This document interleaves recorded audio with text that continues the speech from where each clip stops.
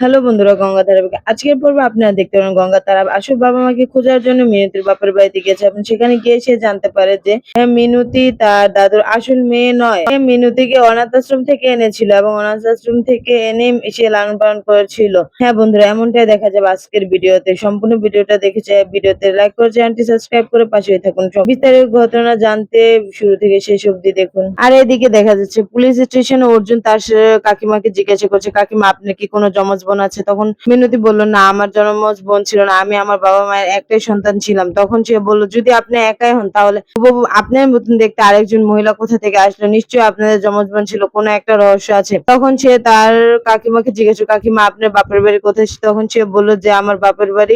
আর এদিকে হচ্ছে মিনতির বাপের বাড়ি। আর এদিকে দেখা যাচ্ছে অর্জুন আর গঙ্গা মিলে তার মা মিনতিকে নিয়ে মেটেগঙ্গার বস্তিতে যায়। মেটেগঙ্গার বস্তিতে গিয়ে তার মাকে রেখে তারা গঙ্গেশ্বরের মন্দিরে যায় আরতির জন্য। তখন তারা সেখানে অর্জুন তাকে অনেক কথা বলে যে তুমি এত ভেঙে পড়েছো কেন, তোমার মনে শক্ত করো, তুমি কোনো কথা শুনে এখন সহ্য করতে পারো, দেখছি শুরু থেকে তুমি যেন কেমন চুপচাপ হয়ে গেছো। তখন গঙ্গা বলছে, স্যার আপনি বুঝতে পারবেন না আমার ভিতর দিয়ে কি চলছে, আমার ভিতর কি যাচ্ছে। আমি কখনোই চিন্তা করিনি এই মেটেগঙ্গা বসতে আমার নয়, এই গঙ্গাশ্বর আমার নয়, এই মন্দির আমার নয়, এই গঙ্গা আমার নয়। আমি এখানেই বড় হয়েছি, এখান থেকে শুরু থেকে শেষ অব্দি আমার। এখন এই কোনো কিছুই আমার নয়। এইসব ভাবতেই আমার কেমন গা শিউরে উঠছে। আমি এসব ভাবতেই পারছি না, আমার গলা শুকিয়ে যাচ্ছে, ভিতরটা কাঁপতে থাকে আমার।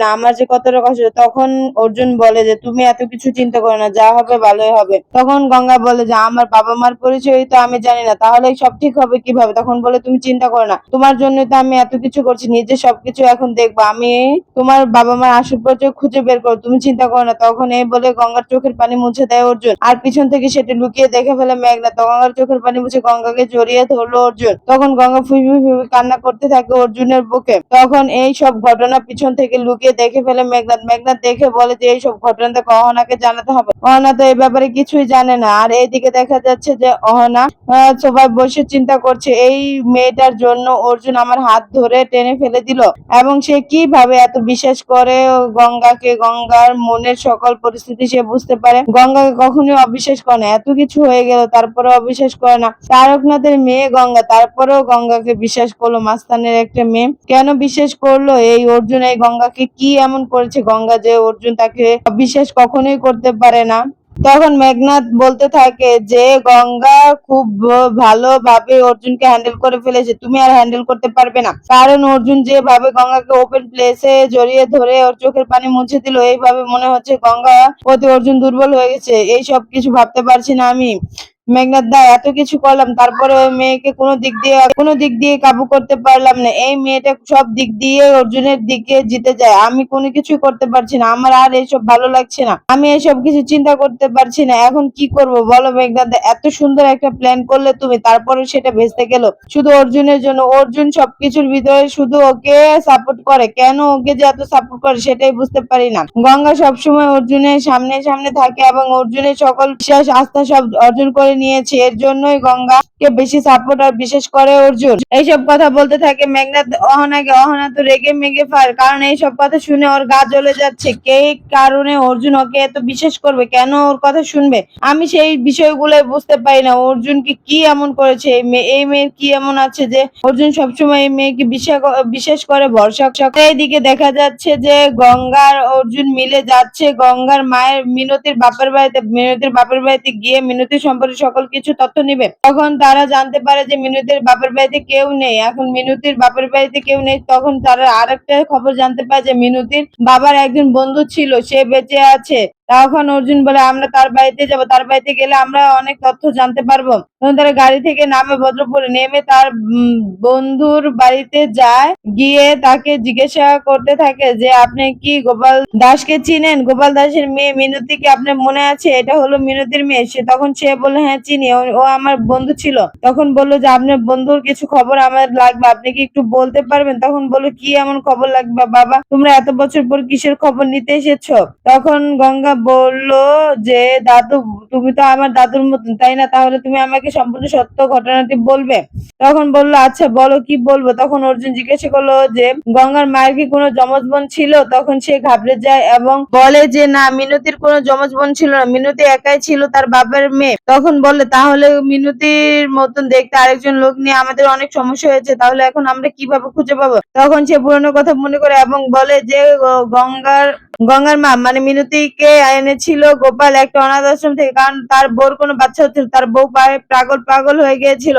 এর জন্য সে অনাথ আশ্রমে খবর দিয়ে রাখে এবং খবর শুনে সে সেখানে গিয়ে মিনতিকে নিয়ে আসে। একদিন খবর আসে যে অনাথ আশ্রমে একটা নতুন বাচ্চা এসেছে, কেউ নিতে চাইলে নিতে পারে। তখন সে সেখানে যায়, গিয়ে সেখান থেকে নিয়ে আসে তার কাছে, এনে সে এবং তার বউ তাকে মেয়ের মতো মানুষ করে। সকল এইভাবে আস্তে আস্তে ধীরে ধীরে মিনতি বড় হতে থাকে। মিনতি বড় হয়ে যাওয়ার আগেই তার বাবাকে মেরে ফেলার কারণে সে এতিম হয়ে যায় এবং তার মা আর তার মাসি মিলে তাকে বিয়ে দিয়ে দেয়। তারপর থেকে কোনো কিছু আর জানা যায়নি। এই বিষয় নিয়ে তেমন কেউ জানতো না, কারণ এই বিষয় নিয়ে আমরা কখনোই আলোচনা করতাম না। তার জন্য তেমন আমরা শুধু কয়েকজনই এই ঘটনাটি জানি, বেশিরভাগ মানুষই কিছু জানে না। তখন তাদের বলো, তোমরা ঘরে এসো, এসে বসো। তখন তারা ঘরে গিয়ে বসে এবং অর্জুন জিজ্ঞাসা করে যে গঙ্গার মায়ের কি কোনো যমজ বোন আছে? তখন সে বলে যে না, গঙ্গার মায়ের কোনো যমজ বোন নেই, কারণ গঙ্গার মাকে তো অনাথ আশ্রম থেকে এনেছিল। সম্পূর্ণ ঘটনা আমরা জানি না, আমাদের এই ব্যাপারে কখনো কিছু বলেনি। আর এইদিকে তখন গঙ্গা বলছে, দাদু অনেক জরুরি দরকার, আমার জানাটা খুব দরকার, তুমি একটু বলো না মনে কর। তখন সে বললো, আমার মনে নেই ঠিক,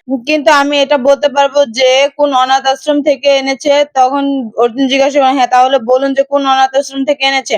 তখন সে বলল, ভদ্রপুর অনাথ আশ্রম থেকে এনেছিল, কিন্তু সেখানে সম্পূর্ণ ঘটনা আমরা কিছুই জানি না। কখনো তোর দাদু এই ব্যাপারে আমাদের সাথে কোনো কথা বলেনি এবং আলোচনাও করেনি। কিছু জিজ্ঞাসা করলে সে বলতো না, তাই আমরা এই ব্যাপারে কোনো কথা তাকে কখনো জিজ্ঞাসা করতাম না। তখন গঙ্গা চুপ হয়ে যায় এবং সে মনে মনে ভাবতে থাকে, আমার মাকেও কুড়িয়ে এনেছো, ঠিকই তো আছে, তাকে কুড়িয়ে এনেছে, সে কিভাবে জানবে তার যমজ বোন আছে কি নেই? ভগবান তুমি দেখো আমার মা যেন যমজ বোন থাকে, না হলে তো আমার মা আর আমার ঘটনা খুব খারাপ হয়ে যাবে, আমার অতীত নিয়ে টানাটানি পড়ে যাবে। আমি তখন সবাই আমাকে বলবে আমি তারক মাস্টারের মেয়ে, কিন্তু আমি তো তারক মাস্টারের মেয়ে না। আমার মার সাথে ওই লোকের কোনো সম্পর্ক নেই। আমার মা তো বলেছে, এটা আমি বিশ্বাস করি, কারণ আমার মা কখনোই আমাকে মিথ্যা কথা বলতে পারে না।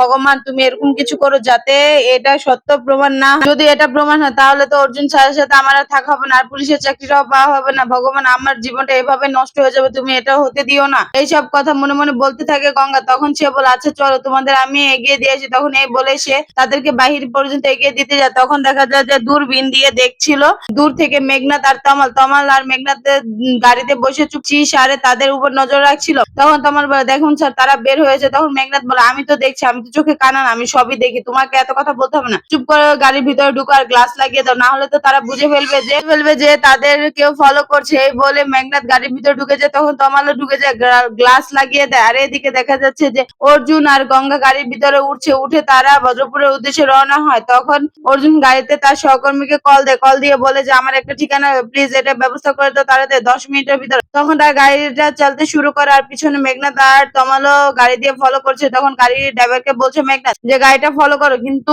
একটু দূরত্ব বজায় রেখে ফলো করবে, যেন তারা বুঝতে না পারে। গঙ্গা তখন জিজ্ঞাসা করে, স্যার যদি এই ঘটনাটা সত্য না হয় তাহলে তো আমার সম্পর্কে আপনাদের আর ভুল ধারণা থাকবে না, আর যদি এটা সত্য প্রমাণ হয় তাহলে তো আমাকে আপনারা বিশ্বাস করবেন না কখনোই, তাই না? এরকমটাই তো হওয়ার কথা, এরকমটাই তো হবে। এই সব কিছু মনে মনে ভাবে গঙ্গা। আর এইদিকে দেখা যাচ্ছে যে অর্জুন তার মন খুশি করার জন্য বলছে, সামনে ডাবওয়ালা দেখলে গাড়িটা ধার করাবেন দাদা, আমরা ডাব খাবো, আমরা শাঁসওয়ালা ডাব খাবো। শাঁসওয়ালা ডাব খেতে অনেক পছন্দ করে গঙ্গা, সেটা আমি জানি, গঙ্গা আমাকে বলেছিল। পিছন থেকে ফলো করতে থাকে তন্ময় আর মেঘনাথ তখন বলে যে তন্ময় তুমি চুপ থাকো, এদিকে দেখো ওরা কি করছে। তখন অর্জুন ফোনে কথা বলে শেষে বলে যে হ্যাঁ ঠিকানাটা ম্যানেজ হয়ে গেছে। তখন গঙ্গা শুনে অনেক খুশি হয়ে যায় যে ঠিকানাটা এত তাড়াতাড়ি ম্যানেজ করা গেল। এই নিয়ে অনেক খুশিতে গঙ্গা চলতে থাকে। আর এইদিকে দেখা যায় তখন তমল আর মেঘনাথ তাদেরকে ফলো করতে থাকে, তাদেরকে দেখছে তারা কি করছে, আশেপাশে সকল কিছু খেয়াল রাখছে, কিন্তু অর্জুন খেয়াল রাখতে থাকে যে তাদেরকে কেউ ফলো করছে নাকি। এইদিকে তখন তারা সামনে ডাবের দোকান দেখতে পায় এবং গাড়িতে দাঁড় করা তারা ডাবের দোকানে নামে বলে যে আপনি যে কি করেন না, এখন কি ডাব খাওয়ার সময়, এখন তো কাজের সময়। বললো না, আমার খেতে খেতে মন চেয়েছে, আমি খাবো, কারণ তোমার শাশুড়ির ডাব অনেক পছন্দ। তখন সে ডাবওয়ালাকে বলে শাশুড়ির 2টা ডাব দেন। তখন সে 2টা ডাব দেয় আর তারা ওই ডাব 2টা নিয়ে খেতে থাকে। খেয়ে ফোন আসে, তখন অর্জুন বলে যে ভালো হয়েছে, আমাদের ঠিকানা পেয়ে গেছি আমরা, এখন আমরা চলতে পারবো। এই বলতে খুশি হয়ে তাড়াতাড়ি করে ডাব খেয়ে তারা গাড়ির উদ্দেশ্যে রওনা হয় এবং গাড়িতে গিয়ে তারা বসে পড়ে। বসে তারা কথা বলতে থাকে। কথা বলতে বলতে তারা বজ্রপুর চলে আসে এবং এসে দেখে যে সেখানে একটি অনাথ আশ্রম আছে। সেই অনাথ আশ্রমটা এখন আর কেউ নেই। সে কাকে জিজ্ঞাসা করবে, কাকে এই কথা বলবে, সে কে তার প্রশ্নের উত্তর দিতে পারবে, এই সব কিছু ভাবছিল গঙ্গা। কিন্তু তখনই দেখা যায় মেঘনা তার তন্ময় সেখানে পৌঁছে যায় এবং তাদের সকল কথাবার্তা শুনে ফেলে। অর্জুন বলছিল যে এখন এখানে ঢুকে আমরা সমস্ত তথ্য বের করব। তখন গঙ্গা বলছে যে এখানে অনেক লোকই তো নেই, এখন কি আমরা সকল তথ্য পাবো? হ্যাঁ, ভিডিওটি লাইক করে চ্যানেলটি সাবস্ক্রাইব করে পাশেই থাকুন।